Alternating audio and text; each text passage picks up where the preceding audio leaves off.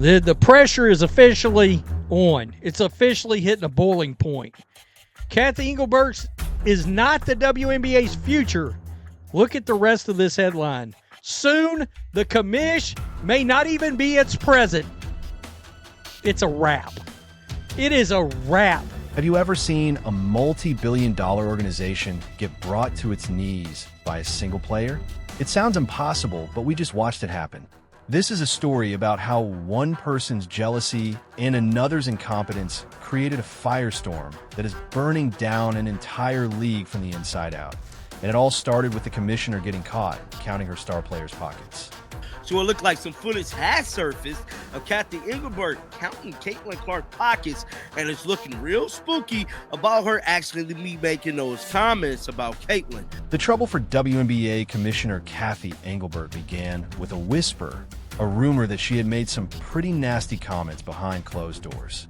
The story went that she told another player, Nafisa Collier, that Caitlin Clark should basically be grateful for her millions in endorsement money, because without the WNBA platform, she'd have nothing. I also asked how she planned to fix the fact that players like Caitlin, Angel, and Paige, who are clearly driving massive revenue for the league, are making so little for their first 4 years. Her response was, Caitlin should be grateful she makes $16 million off the court, because without the platform that the WNBA gives her, she wouldn't make anything. And in that same conversation, she told me, players should be on their knees thanking their lucky stars for the media rights deal that I got them. When that rumor hit the internet, Engelbert went into full denial mode. She stood in front of cameras and flatly stated she never made those comments. Did you in fact say that, quote, players should be on their knees thanking their lucky stars for the rights deal that I got them? I have been in touch with Nafisa. We've exchanged texts. We're talking next week. So I think obviously a lot of reporting, a lot of inaccuracy about what I said or what I didn't say. But the internet has a long memory, and it didn't take long for people to start digging. While no recording of the private conversation with Collier has surfaced, something else did. A video from a year prior, showing Engelbert publicly discussing Clark's finances, started making the rounds. In the clip, she's trying to downplay the controversy over Clark's low rookie salary. She explains that you have to look at the whole picture. She says you don't just look at a CEO's base pay. You look at their bonus, their stock options, everything. Then she applies that same logic to Clark. She points out that Clark has the ability to make up to $500,000 in WNBA wages. But more importantly, she has millions and millions of dollars of endorsements. She was pocket watching, right there, on camera for the world to see. Now, Correlation was the one who originally found this. Shout out to Correlation. Let's listen. Well, let me clarify first, because it's proxy season, right? No CEO do you just put the base pay in there. You put their bonus, you put their stock options, you put everything. Caitlin has the ability to make up to $500,000 just in WNBA wages this year. So, of course, they're just looking at a base which is collectively bargained. And actually, it's low because she's the number one pick. She'll make a little more than that. But she also has millions and millions of dollars of endorsements. Pocket watching. Why you counting her endorsement? The commissioner of the league was using a player's private endorsement deals, money that Clark and her team secured on their own, as a justification for the league's low salaries. She even added that because Clark turned pro, her endorsements are now higher in value because she has a global platform. The implication was clear. The WNBA was the reason for her success, so she shouldn't complain about the paycheck the league itself provides. This public footage made her private denial ring incredibly hollow. If she was willing to say this publicly, what was she saying privately? People started to connect the dots. The logic was simple. If you're comfortable using a player's private income as a public relations tool, it's not a huge leap to believe you'd privately tell another player that Clark should just be grateful. It looked bad. No one could imagine NBA Commissioner Adam Silver talking about Steph Curry's Under Armour deal or LeBron James's movie money when discussing league salaries. It was unprofessional, and it created the perception that the league's leadership harbored a strange resentment toward its biggest star.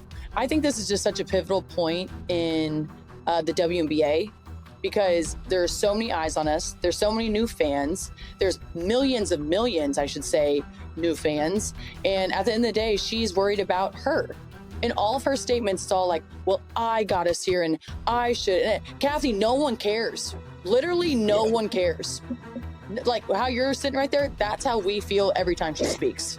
Every time she speaks, us as players, that's how we feel. Engelbert was so busy counting the money Clark was making, she seemed to have forgotten to calculate what the league would be worth without her. She and the entire WNBA were about to get a brutal lesson in basic economics. The answer, it turned out, was about $6. That was the price of a ticket to the WNBA Finals. $6. And they still couldn't fill the seats.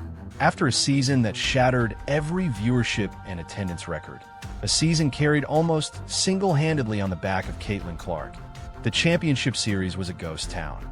The Indiana Fever had been knocked out of the playoffs, and with Clark gone, the energy, the hype, and the fans all vanished with her. The finals, which should have been the league's crowning moment, became its biggest embarrassment. The arenas were half empty, silent except for the lonely echo of a bouncing ball. Camera crews had to use tight shots on the players to hide the vast, glaring patches of empty seats in the upper decks. It was a disaster. The players on the court, Aya Wilson and Dewana Bonner, were two of the league's established superstars. They were supposed to be the main event, but instead, they were playing in an atmosphere that felt more like a preseason scrimmage. The frustration was written all over their faces. Wilson was caught on camera during warm-ups, shaking her head and muttering, "This is the finals." Bonner was more direct in a post-game interview. "You work your whole life for this," she said, her voice tight with emotion. "You want to feel the energy, the love, the fans, but look around." She was right. The scene was humiliating. And for many fans, it was poetic justice. All season long, a narrative had been pushed by some veteran players and media members that Clark was overhyped. They dismissed her impact, suggesting fans were only watching because she was white, not because she was a generational talent. Players like Wilson had been positioned as the faces of the league, the real stars who deserved the spotlight. Now, as they looked out at rows of empty chairs, the harsh truth was unavoidable. The spotlight they craved had followed Caitlin Clark right out the door. The internet was merciless. Memes went viral instantly. One showed a split screen of a packed Indiana Fever regular season game next to the empty finals arena with the caption, "You miss her yet?" Another joked, $6? That's not a finals ticket, that's a parking fee. The official WNBA Finals highlight reel got fewer views than a fan's video mocking the empty seats. The numbers told the whole story. Clark's first playoff game had drawn 1.8 million viewers, more than all the other playoff games that day combined. The finals ratings, without her, dropped by nearly 50%. The cheapest ticket to see Clark's playoff game was $133. The finals? $6. The league was in a full-blown panic. They tried giving away free tickets, running Black Friday-style sales, anything to get bodies in the seats. Nothing worked. Commissioner Engelbert released a bland statement praising the competitive spirit of the finals, but no amount of corporate PR spin could hide the reality. Her attempt to blame the low attendance on scheduling conflicts and the start of the football season was laughed at. The media wasn't buying it, and the fans were furious. The hashtag #FireEngelbert started trending. The disaster at the finals wasn't just about low ticket sales anymore. It was a full-blown crisis of leadership. The empty seats were a referendum on Kathy Engelbert's commissionership, and the verdict was brutal. The whispers that had started in fan forums were now echoing in the boardrooms of the people who signed her checks. An empty arena is a bad look, but unhappy owners is a death sentence. Kathy Engelbert has found out that the owners who run the WNBA, many of whom also own NBA franchises, are running out of patience. Her job is officially on life support. The final straw came when Nafisa Collier, the same player Engelbert allegedly made the comments to, went public.